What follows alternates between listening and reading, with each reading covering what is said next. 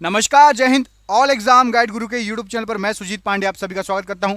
दोस्तों, जो लोग एग्जाम में 90 नंबर 95 नंबर लेकर आते हैं उनमें और जो बिल्कुल 70 बाउंड्री पे आते हैं 75, क्या फ़र्क रहता है?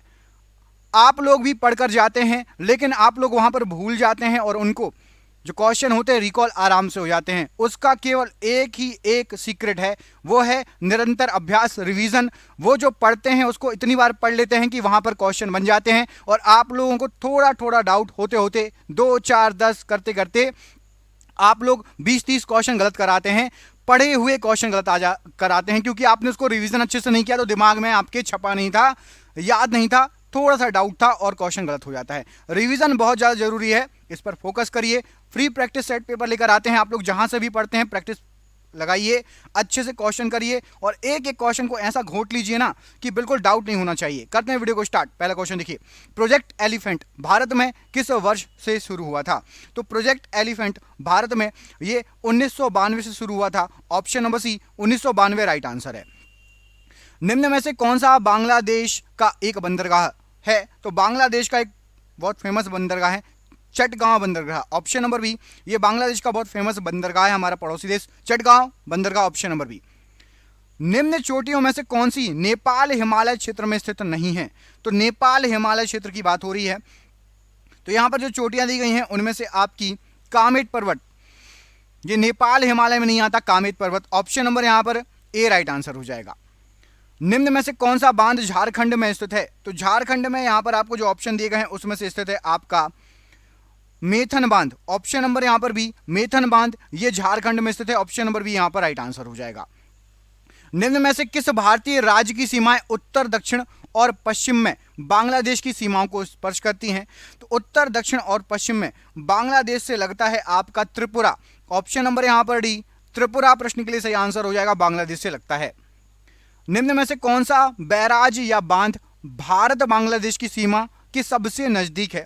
तो भारत बांग्लादेश की सीमा के सबसे पास है फरक्का बांध। ऑप्शन नंबर यहां पर डी फरक्का बांध प्रश्न के लिए राइट आंसर है।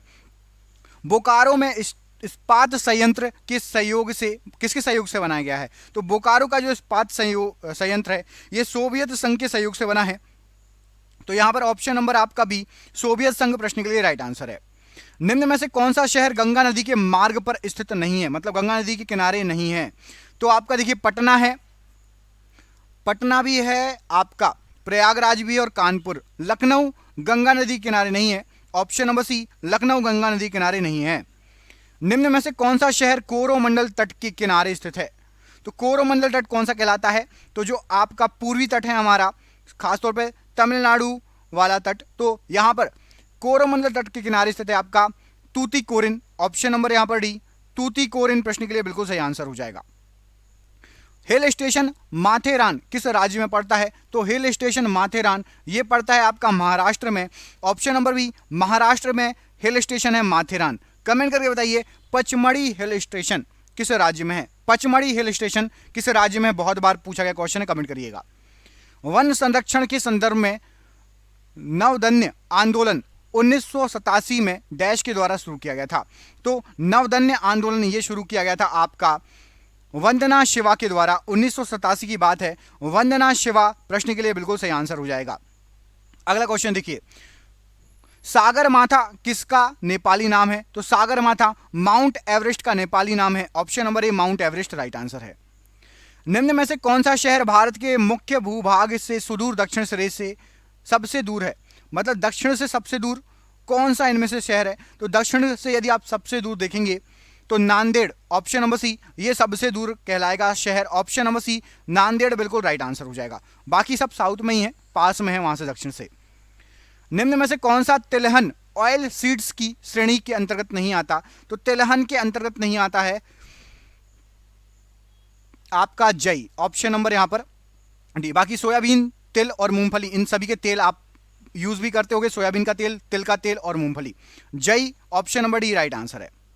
निम्न में से कौन सा जीवाश्म ईंधन फॉसिल फ्यूल नहीं है? तो जीवाश्म ईंधन नहीं है पूछा गया, राइट आंसर हो जाएगा आपका पेट्रोलियम है, बिटुमेन है, डामर भी है। जैव ईंधन ये जीवाश्म ईंधन नहीं है, जैव ईंधन जीवाश्म फॉसिल फ्यूल नहीं होता। Option number C right answer है। गोवर्धन मठ निम्न में से किस स्थान पर स्थित है? तो गोवर्धन मठ राइट आंसर हो जाएगा। गोवर्धन मठ के लिए आपका ऑप्शन नंबर ए। पुरी में स्थित है, Puri option number A right answer हो जाएगा प्रश्न के लिए। Tata iron and steel company TISCO निम्न में से किस स्थान पर स्थित है? तो टिस्को जो है ये आपकी जमशेदपुर में स्थित है, option number D. Jamshedpur Tata भी चलता है, आपने सुना होगा, ऑप्शन नंबर यहां पर डी राइट आंसर हो जाएगा। शुक्र ग्रह के कितने प्राकृतिक उपग्रह हैं? तो शुक्र ग्रह के एक भी उपग्रह नहीं है, 0, option number A right answer हो जाएगा। शुक्र के अलावा और कौन सा ग्रह है जिसके एक भी उपग्रह नहीं है? कमेंट करके बताइए। शुक्र के अलावा और कौन सा ग्रह है जिसके एक भी उपग्रह नहीं है? कमेंट करिए। दो क्रमागत अमावस्याओं मतलब न्यू मून के बीच की अनुमानित अवधि कितने दिन की होती है? तो 2 अमावस्या 29.5 दिन में होती हैं, ऑप्शन नंबर यहां पर ए 29.5 दिन, 29.5 डेज राइट आंसर है। 90 डिग्री पूर्व यामोत्तर ईस्ट मेरिडियन से होकर गुजरती है इनमें से किस देश से? तो 90 डिग्री पूर्व यामोत्तर यह गुजरती है सिक्किम से होकर, ऑप्शन नंबर यहां पर डी, सिक्किम से होकर गुजरती है 90 डिग्री पूर्व यामोत्तर ईस्ट मेरिडियन। एक दिए गए भौगोलिक क्षेत्र में विभिन्न प्रकार की प्रजातियों का विकास एक स्थान से शुरू होता है और वस्तुतः अन्य भौगोलिक क्षेत्रों या स्थान तक प्रसारित हो जाता है। इसको क्या कहा जाता है? तो इसको कहा जाता है आपका अनुकूली विकिरण, एडेप्टिव रेडिएशन, ऑप्शन नंबर यहां पर बी प्रश्न के लिए बिल्कुल सही आंसर हो जाएगा, अनुकूली विकिरण। पंजाब, हरियाणा, राजस्थान और तमिलनाडु राज्यों में डैश के जल का उपयोग बहुत अधिक होता है। तो पंजाब, हरियाणा, राजस्थान और तमिलनाडु की बात हो रही है। यहां पर आपका राइट आंसर क्या हो जाएगा? तो राइट आंसर हो जाएगा आपका यहां पर ऑप्शन नंबर ए, भूमिगत जल का उपयोग बहुत अधिक मात्रा में होता है, ऑप्शन नंबर ए भूमिगत जल प्रश्न के लिए बिल्कुल सही आंसर हो जाएगा। ऐसी भूमि डैश ऐसी भूमि है जो 5 से अधिक सालों से ऊसर पड़ी है और सुधार कार्यों के माध्यम से उसे सुधारने के बाद खेती के काम में लाया जा सकता है। ऐसी भूमि को क्या कहा जाएगा? तो 5 सालों से ऊसर पड़ी है, अब खेती योग्य बंजर भूमि हो चुकी है, तो उसको खेती योग्य बंजर भूमि प्रश्न के लिए ऑप्शन नंबर सी प्रश्न के लिए बिल्कुल सही आंसर हो जाएगा। मैग्नीज का भंडार सुंदरगढ़ निम्न में से किस राज्य में है? तो मैग्नीज का भंडार सुंदरगढ़ की बात हो रही है, सुंदरगढ़ उड़ीसा में है, option number C Orissa right answer हो जाएगा सुंदरगढ़ के लिए।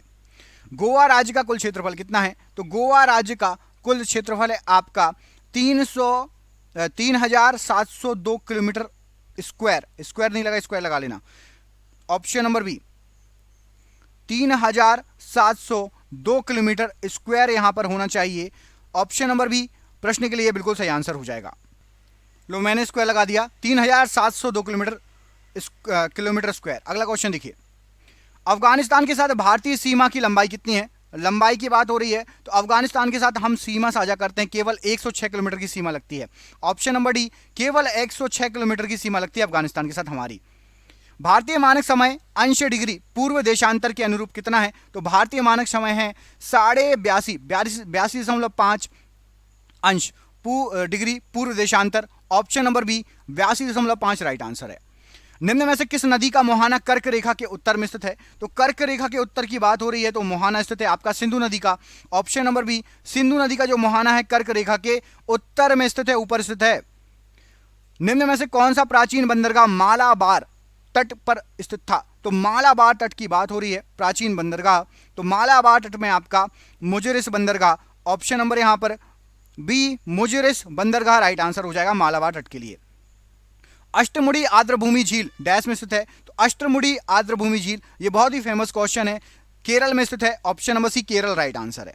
निम्न में से कौन सा जल निकाय पाक जल डमरू मध्य के सबसे निकट है? तो पाक जल डमरू मध्य के सबसे निकट यहां पर राइट आंसर हो जाएगा है मन्नार की खाड़ी। पाक जल डमरू मध्य किस किस को अलग करता है? कमेंट करके बताइए, कौन कौन सा देश भारत के साथ कौन सा देश है बताइए। अच्छा, नेपाल, पाकिस्तान, बांग्लादेश या श्रीलंका पाक जल डमरू मध्य से अलग। निम्न में से कौन सा राज्य उड़ीसा के साथ अपनी सीमा को साझा नहीं करता?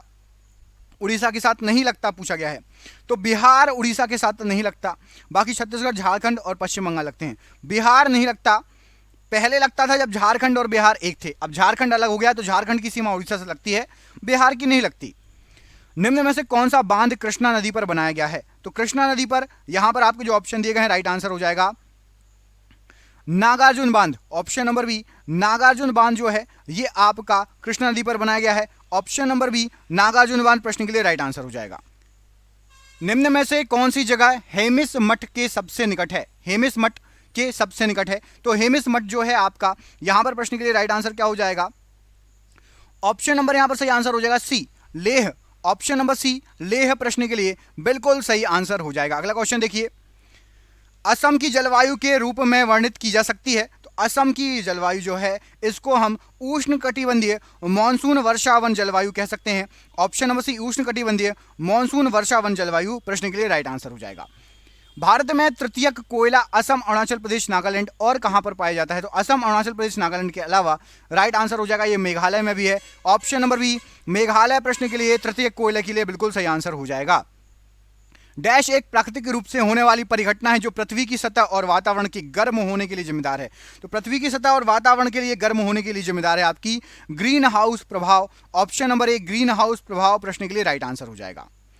किस भारतीय राज्य की सीमा उत्तर में भूटान और अरुणाचल प्रदेश, पूर्व में नागालैंड और मिजोरम, दक्षिण में मेघालय, त्रिपुरा, मिजोरम और बांग्लादेश तथा पश्चिम में पश्चिम बंगाल के साथ लगती है? क्या बात है भाई, इतने सारे राज्यों के साथ ये सीमा साझा करता है। तो राइट आंसर क्या हो जाएगा प्रश्न के लिए? असम। असम देखना मैप पे ऐसा फैला हुआ है, बिल्कुल सांप जैसा पतला सा, सभी इतने सारे जगह से असम की सीमा टच करती है। Option number C, Assam right answer हो जाएगा। निम्नलिखित में से किस वन को मॉनसून वन के नाम से भी जाना जाता है? तो मॉनसून वन कहा जाता है, यहां पर आपको जो ऑप्शन दिए गए हैं, उष्णकटिबंधीय पर्णपाती वन को मॉनसून वन भी कहा जाता है। ऑप्शन नंबर सी, उष्णकटिबंधीय पर्णपाती वन राइट आंसर है। मध्यमंडल मिजोस्फीयर के संदर्भ में निम्नलिखित में से कौन सा कथन सही नहीं है? तो मिजोस्फीयर की बात हो रही है, सही नहीं बोला गया है। तो यहां पर आपका इस स्तर में बढ़ोतरी, बढ़ती हुई ऊंचाई के साथ साथ तापमान अत्यंत तीव्रता से बढ़ता है, यह गलत है।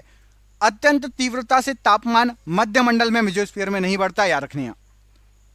भूकंप को मापने में प्रयुक्त तीव्रता के पैमाने की सीमा क्या है? तो भूकंप को मापने के लिए जो पैमाना यूज होता है उसमें 1 से 12 तक की सीमा दी गई है। कितनी दी गई है? 1 से 12। यहां पर आपका ऑप्शन नंबर ए, 1 से 12 प्रश्न के लिए बिल्कुल सही आंसर हो जाएगा भूकंप की तीव्रता मापने के लिए।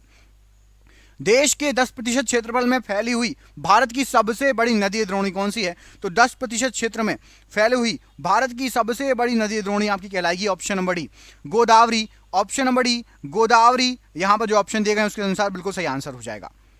भारत में निर्मित प्रथम कच्चे तेल के पाइपलाइन का क्या नाम है? तो भारत में निर्मित प्रथम कच्चे तेल का पाइपलाइन राइट आंसर हो जाएगा, यह है आपका नहरकटिया नोनमती बरौनी पाइपलाइन। कौन सा? नहरकटिया नोनमती बरौनी पाइपलाइन। ये सबसे पहला कच्चे तेल वाली पाइपलाइन है भारत की।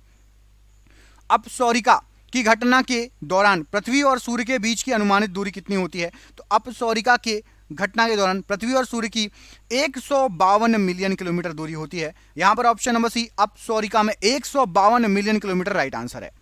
वायुमंडलीय ओजोन का अधिकांश भाग वायुमंडल की किस परत में पाया जाता है? तो ओजोन का अधिकांश भाग वायुमंडल की परत में पाया जाता है समताप मंडल। ऑप्शन नंबर ए, समताप मंडल प्रश्न के लिए बिल्कुल सही आंसर है। स्ट्रेटोस्फीयर।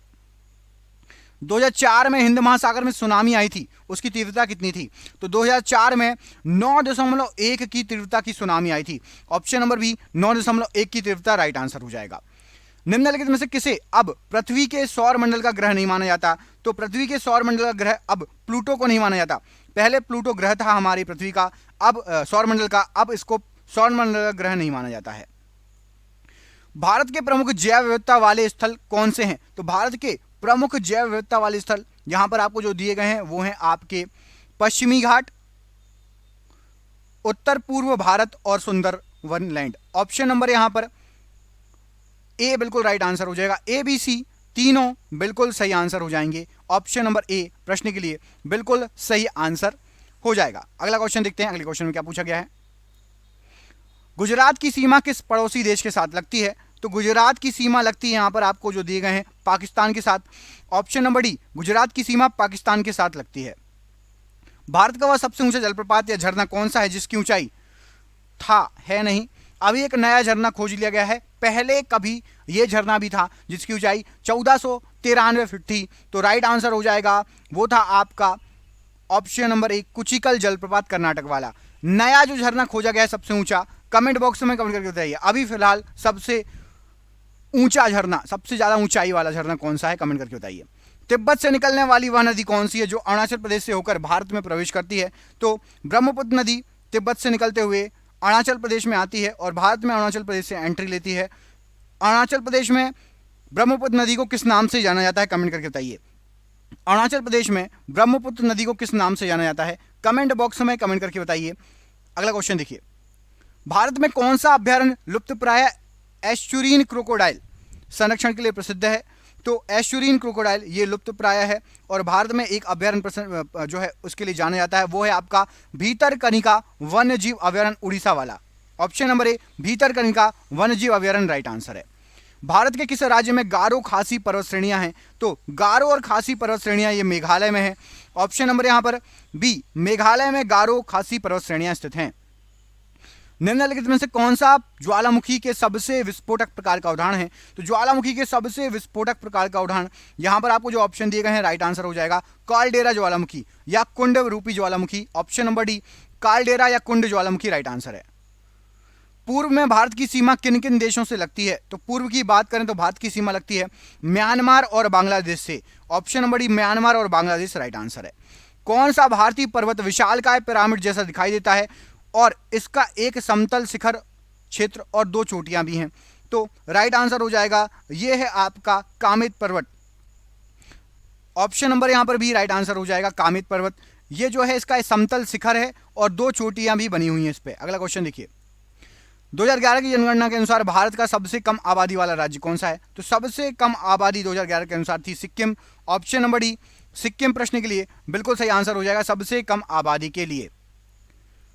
कौन सा ग्रह सल्फ्यूरिक एसिड के घने सफेद और पीले बादलों से बना है? तो सल्फ्यूरिक एसिड के घने सफेद पीले बादलों से शुक्र ग्रह बना है। ऑप्शन नंबर सी शुक्र ग्रह प्रश्न के लिए बिल्कुल सही आंसर है। कौन सा उपकरण भूकंप के दौरान सतह पर पहुंचने वाली तरंगों को मापता है? तो भूकंप के दौरान सतह पर पहुंचने वाली तरंगों को सीस्मोग्राफ मापता है। Option number A seismograph right answer है। लाखों साल पहले भारतीय उपमहाद्वीप मुख्य भूमि से अलग हो गया था, इसे किस महासागर के नाम से जाना जाता था? तो जहां पर अभी भारतीय महाद्वीप है इसके पहले यहां पर सागर था, उसका नाम था टेथिस सागर। ऑप्शन नंबर डी जहां पर हिमालय की उत्पत्ति हुई ना, टेथिस सागर। ऑप्शन नंबर यहां पर डी राइट आंसर है। निम्नलिखित में से कौन सा भारतीय राज्य जिसकी सीमा नेपाल से नहीं लगती है? तो ऐसा कौन सा भारतीय राज्य नेपाल से नहीं टच होता है? यहां पर आपको जो ऑप्शन दिए गए हैं, असम नेपाल से नहीं लगता है, बाकी तीनों की नेपाल से बाउंड्री टच होती है, पश्चिम बंगाल, उत्तराखंड और सिक्किम। निम्नलिखित में से कौन सी परत हमारे वायुमंडल की ऊपरी सीमा है जो थर्मोस्फीयर के ऊपर से लेकर 10,000 किलोमीटर तक फैली हुई है? तो थर्मोस्फीयर के ऊपर 10,000 किलोमीटर तक फैली हुई है। यहां पर राइट आंसर क्या हो जाएगा प्रश्न के लिए?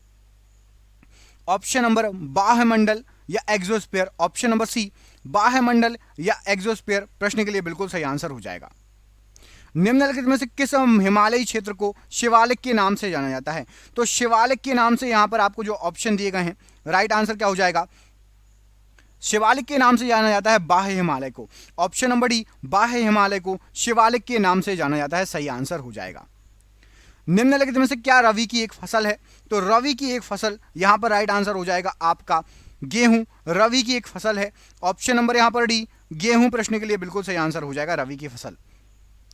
निम्नलिखित में से कौन सा दर्रा पीर पंजाल पर्वत श्रृंखला से होकर मनाली और लेह को सड़क मार्ग से जोड़ता है?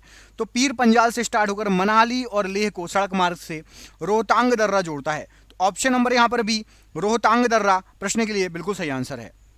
थार रेगिस्तान जिसे ग्रेट इंडियन डेजर्ट भी कहा जाता है, यह किस पहाड़ियों के पश्चिमी सीमांत की ओर है? तो थार रेगिस्तान जो है यदि आप देखेंगे तो ये पड़ता है आपका अरावली के पश्चिम तरफ। ऑप्शन नंबर डी अरावली पर्वतमाला के पश्चिम की तरफ। ऑप्शन नंबर डी यहां पर राइट आंसर है। निम्नलिखित में से कौन सी हिमालय पर्वतमाला लेह के उत्तरी भाग से तिब्बत सीमा तक फैली हुई है, जिसमें आपका दिगरला और खारदुंगला दर्रे भी शामिल हैं? तो दिगरला और खारदुंगला दर्रे ये लद्दाख पर्वतमाला में शामिल है। यहां पर ऑप्शन नंबर सी लद्दाख पर्वतमाला राइट आंसर हो जाएगा। 2011 की जनगणना के अनुसार निम्नलिखित में से कौन सा राज्य भारत में सबसे अधिक घनी आबादी वाला राज्य है? सबसे अधिक घनी आबादी थी भारत में बिहार में। सबसे ज्यादा नहीं, सबसे घनी आबादी थी बिहार। Option number A. 2017 में भारत और चीन के मध्य डोकलाम पर क्षेत्रीय विवाद हुआ था। यह डोकलाम क्षेत्र कहां पर है, किस कोने में है? तो डोकलाम क्षेत्र जो पड़ता है ये है आपका भूटान, सिक्किम और चीन के कॉर्नर में। ऑप्शन नंबर यहां पर भी भूटान, सिक्किम, चीन राइट आंसर है। कौन सी परत पृथ्वी की सतह से शुरू होकर 8 से 14.5 किलोमीटर तक ऊपर तक विस्तृत है? वायुमंडल का यह हिस्सा सबसे घना, इस क्षेत्र में लगभग सभी गैसें होती हैं। तो राइट आंसर हो जाएगा क्या? बिल्कुल सिंपल क्वेश्चन है, अच्छे से दिमाग लगाओगे तो ऑप्शन नंबर यहां पर सी सही आंसर हो जाएगा, क्षोभ मंडल या ट्रोपोस्फीयर। ट्रोपोस्फीयर क्षोभ मंडल प्रश्न के लिए राइट आंसर है। साल, सागौन, नीम और शीशम जैसे सख्त लकड़ी वाले वृक्ष किस प्रकार के वनों में पाए जाते हैं? तो साल, सागौन, शीशम वाले सख्त लकड़ी वाले वन ये पाए जाते हैं आपके उष्णकटिबंधीय पर्णपाती वनों में। मतलब यहां पर ऑप्शन नंबर आपका बी उष्णकटिबंधीय पर्णपाती वन प्रश्न के लिए बिल्कुल सही आंसर हो जाएगा। रॉबर्ट के खेतों की मिट्टी रेतीली है, उसके खेत के लिए आदर्श फसल कौन सी होगी? तो रॉबर्ट को लगाना पड़ेगा मक्का। ये क्वेश्चन मैं आपको करा चुका हूं, रेतीली मिट्टी में मक्का लग जाएगा, ऑप्शन नंबर बी मक्का उग सकता है। तिब्बत में परिवहन के दौरान निम्नलिखित में से किस जानवर का उपयोग किया जाता है? तो तिब्बत में परिवहन के दौरान याक का यूज किया जाता है, ऑप्शन नंबर बी याक प्रश्न के लिए बिल्कुल सही आंसर हो जाएगा। निम्नलिखित में से कौन सा भारत का पर्यावरणीय आंदोलन संघर्ष सीधे तौर पर पेड़ों की कटाई से जुड़ा हुआ है? तो चिपको आंदोलन ये सीधे तौर पर पेड़ों की कटाई से जुड़ा हुआ है, चिपको आंदोलन। ऑपरेशन फ्लड निम्नलिखित में से किससे संबंधित है? तो ऑपरेशन फ्लड ये आपका भारत का दुग्ध उद्योग से संबंधित है, दूध की उत्पादन में वृद्धि से संबंधित है। वाल्मीकि टाइगर रिजर्व कहां पर स्थित है? तो वाल्मीकि टाइगर रिजर्व ये आपका स्थित है पश्चिम चंपारण, बिहार में। किस राज्य में है? बिहार में है वाल्मीकि टाइगर रिजर्व। विश्व का सबसे बड़ा डेल्टा कौन सा है? तो विश्व का सबसे बड़ा डेल्टा राइट आंसर हो जाएगा आपका गंगा ब्रह्मपुत्र का डेल्टा। यहां पर option number C Ganga Brahmaputra का डेल्टा विश्व का सबसे बड़ा डेल्टा कहलाता है। निम्नलिखित में से कौन सा पार्क यूनेस्को की विश्व विरासत सूची में भारत का पहला मिश्रित विश्व विरासत स्थल है? तो भारत का पहला मिश्रित विश्व विरासत स्थल आप देखेंगे तो राइट आंसर क्या हो जाएगा? यहां पर राइट आंसर है आपका कंचनजंगा राष्ट्रीय उद्यान, ऑप्शन नंबर डी कंचनजंगा राष्ट्रीय उद्यान प्रश्न के लिए बिल्कुल सही आंसर हो जाएगा। निम्नलिखित में से किस राज्य केंद्र शासित प्रदेश में आपको एक सींग वाले गैंडे का प्राकृतिक आवास मिलेगा? तो एक सींग वाले गैंडे आपका ये रहते हैं असम, असम में काजीरंगा राष्ट्रीय उद्यान में, option number C Assam right answer हो जाएगा प्रश्न के लिए। पृथ्वी के वायुमंडल में दूसरी सबसे अधिक मात्रा में कौन सी गैस है? तो हमारे वायुमंडल में दूसरे नंबर पर है oxygen, option number A oxygen right answer हो जाएगा। वायुमंडल में ऑक्सीजन कितने प्रतिशत है? कमेंट करके बताइए। वायुमंडल में ऑक्सीजन का प्रतिशत कितना है? कमेंट बॉक्स में कमेंट करके बताइए। बाथोलित निम्नलिखित में से किस प्रकार की चट्टान, घाटी या धारा या प्रदूषक है? तो बाथोलित जो है राइट आंसर हो जाएगा बाथोलित है अग्नि चट्टान, ऑप्शन नंबर ए अग्नि चट्टान प्रश्न के लिए बाथोलित के लिए राइट आंसर हो जाएगा। निम्नलिखित में से क्या पृथ्वी के चुंबकीय क्षेत्र के लिए उत्तरदायी है? तो पृथ्वी के चुंबकीय क्षेत्र की बात हो रही है, चुंबकीय क्षेत्र के लिए उत्तरदायी है आपका आउटर कोर मतलब बाह्य core, option number C outer core right answer हो जाएगा प्रश्न के लिए। भारत में किस नदी को देहांग भी कहा जाता है? तो ब्रह्मपुत्र नदी को देहांग भी कहा जाता है, ऑप्शन नंबर ए ब्रह्मपुत्र नदी राइट आंसर है। किस बल के कारण अधिक गतिमान वस्तुएं उत्तरी गोलार्ध में दाईं ओर से दक्षिणी गोलार्ध में बाईं ओर विक्षेपित होती हैं?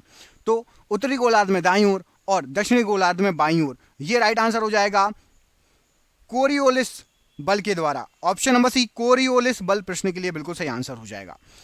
चंद्रमा पिंड उदाहरण है, तो चंद्रमा जो है ये एक अदीप्तिमान पिंड है, ये सूर्य की रोशनी से चमकता है, खुद का इसका कोई रोशनी नहीं है, अदीप्तिमान पिंड है।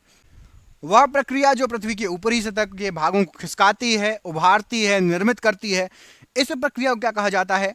तो इस प्रक्रिया को राइट आंसर क्या हो जाएगा प्रश्न के लिए? इसको कहा जाता है आपका ऑप्शन नंबर यहां पर सही आंसर हो जाएगा ए पटल विरूपण, ऑप्शन नंबर ए पटल विरूपण प्रश्न के लिए बिल्कुल सही आंसर हो जाएगा। बढ़ते हैं अगले क्वेश्चन की तरफ। इसमें आपसे पूछा गया है सतलज नदी किस दर्रे से होकर भारत में प्रवेश करती है? तो सतलज नदी शिपकिला दर्रे से होकर भारत में प्रवेश करती है, यहां पर ऑप्शन नंबर बी शिपकिला दर्रा राइट आंसर हो जाएगा। स्लेट शैल का एक उदाहरण है, तो स्लेट ये होती है आपकी कायांतरित शैल, ऑप्शन नंबर डी कायांतरित शैल होती है स्लेट, याद रखना।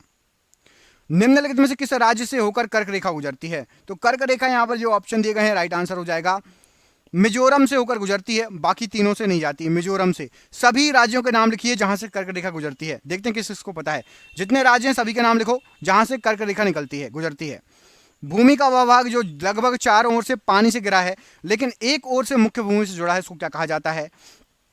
तो इस प्रकार के भाग को प्रायद्वीप कहा जाता है। जैसे कि हमारा भारत पूरा जो है प्रायद्वीप भारत कहलाता है, जो आपका पाकिस्तान हो गया, भारत हो गया, बांग्लादेश हो गया, तो ये नीचे से तो घिरा हुआ है लेकिन ऊपर से चारों ओर से नीचे से चारों ओर से जल से घिरा हुआ है लेकिन ऊपर का भाग मुख्य भूमि से जुड़ा हुआ है। ठीक है, पश्चिमी घाट पूर्वी घाट पानी से घिरे हुए हैं हमारे।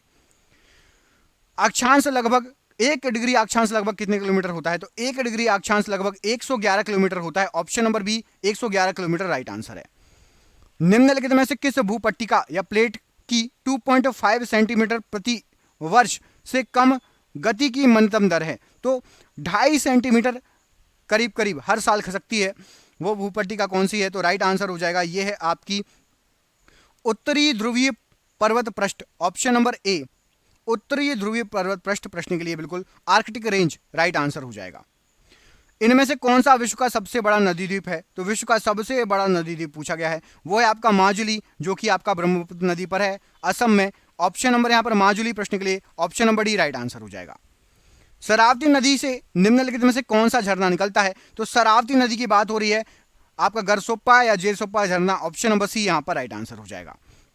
लेटराइट मिट्टी में प्रचुर मात्रा में पाया जाता है, तो लेटराइट मिट्टी में आपका आयरन ऑक्साइड प्रचुर मात्रा में होता है। Option number D iron oxide right answer है। कुमाऊं हिमालय निम्नलिखित में से किन दो नदियों के बीच में स्थित है? तो कुमाऊं हिमालय स्थित है आपका सतलज और काली नदी के बीच में। ऑप्शन नंबर ए सतलज नदी काली नदी के बीच में। भूकंप तरंगों को किस उपकरण द्वारा रिकॉर्ड किया जाता है? तो भूकंप तरंगों को रिकॉर्ड किया जाता है, राइट आंसर क्या हो जाएगा? सीस्मोग्राफ के द्वारा। तो ऑप्शन नंबर यहां पर ए सीस्मोग्राफ प्रश्न के लिए बिल्कुल सही आंसर हो जाएगा, भूकंप सूचक यंत्र। Option number A right answer हो जाएगा। आज का आखिरी क्वेश्चन और आपके लिए सरप्राइज क्वेश्चन, कमेंट करके बताइए भारत का मृदा सर्वेक्षण किस वर्ष में मृदाओं के वैज्ञानिक सर्वेक्षण करने के लिए स्थापित किया गया था?